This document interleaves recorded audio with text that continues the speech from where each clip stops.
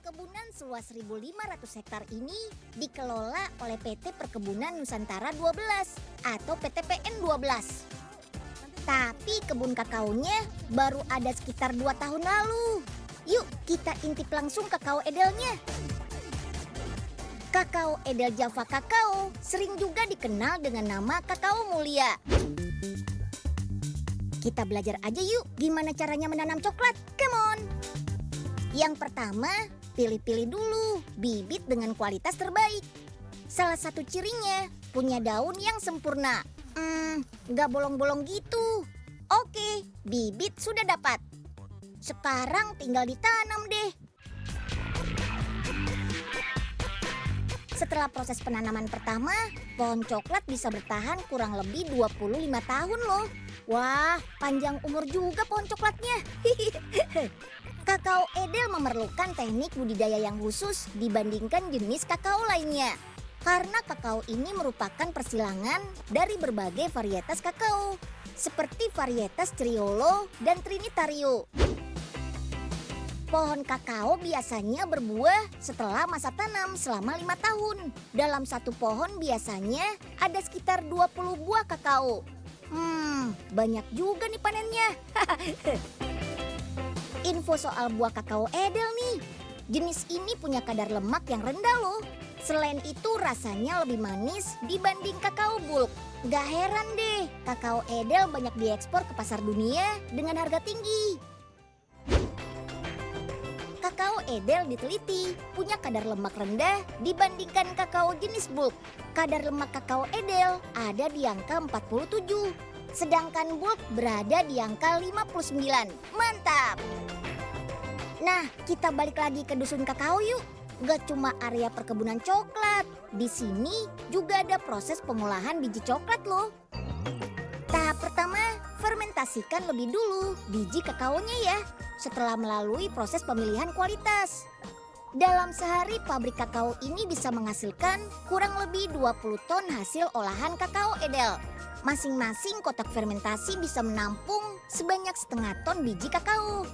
Setelah proses fermentasi selesai, lanjut biji kakao dikeringkan dengan bantuan sinar matahari ataupun mesin pengeringan seperti ini.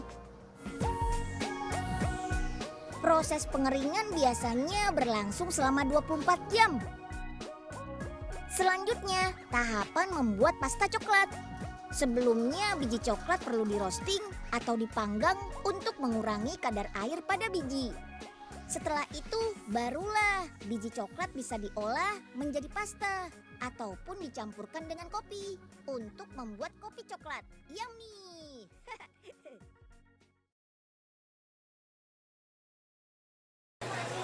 Manfaat terbesar dari makan kakao dan coklat hitam mungkin menurunkan tekanan darah berkat adanya perasaan tenang saat sari kakao mencair di dalam mulut.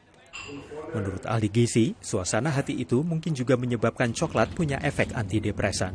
It contains phenethylamines, which is a neurotransmitter that's found in the brain and actually acts as a mood elevator. It also enhances the blood endorphins, which are the happy opiates, and they are basically around when you're on a high. Tapi tidak semua coklat mengandung bahan kimia bermanfaat. Menurut peneliti, suhu tinggi yang diperlukan untuk mengolah coklat komersial yang mencapai 130 derajat Celcius bisa menurunkan efektivitas coklat. Karena itu, pembuat coklat di Honest Chocolate di Cape Town, Afrika Selatan menjaga suhu coklat mentahnya di bawah 42 derajat.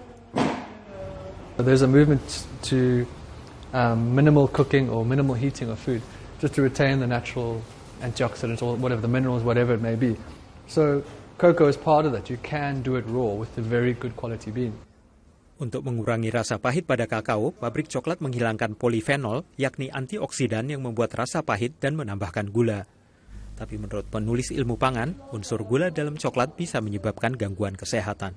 The problem is that overexposure to sugar over a long period of time, it causes this repeated inflammatory response in the body, which now is linked to heart disease. Obviously it's linked to obesity and weight problems and the associated diseases. Karena itu, Honest Chocolate menggantikan gula tebu dengan madu bunga agave dan coklat mereka mengandung persentase kakao yang sangat tinggi. Menurut pengamat coklat, coklat dengan kandungan kakao tinggi rasanya lebih enak karena tidak didominasi rasa manis sehingga coklatnya lebih terasa. Dari Washington, saya Helmi Yohanes dan tim VOA. Jadi semua kita bicara sedikit tentang coklat. Coklat, teman-teman sekalian, baca, saya posting sekali waktu itu tentang coklat. Coklat yang risetnya, coklat bubuk kayak begini. Kalau Anda atau kita makan coklat dalam bentuk diseduh pakai air panas atau kayak begini tiap hari, maka jantung kita akan sehatnya luar biasa. Tapi bukan coklat yang batangan. Udah dikasih gula kan, kasih lecitin, kasih apa segala macam. Coklat ini yang dimaksud. Ini yang saya bahas, atau ini yang Allah ciptakan gitu kan. Bukan yang diolah, diproses. Jadi bedakan di situ. Ada orang bilang, dokter, beras kan ciptaan Allah, benar, tapi diolah nggak? Diolah. Ya, diolah sehingga apa? Mineralnya habis. Ya, teman saya kemarin ada cerita dia makan beras apa tuh, brown rice. Ya, atau mungkin beras pecah kulit gitu kan, itu kan masih banyak mineralnya. Jadi semakin alami bahan tadi semakin banyak manfaatnya tubuh kita.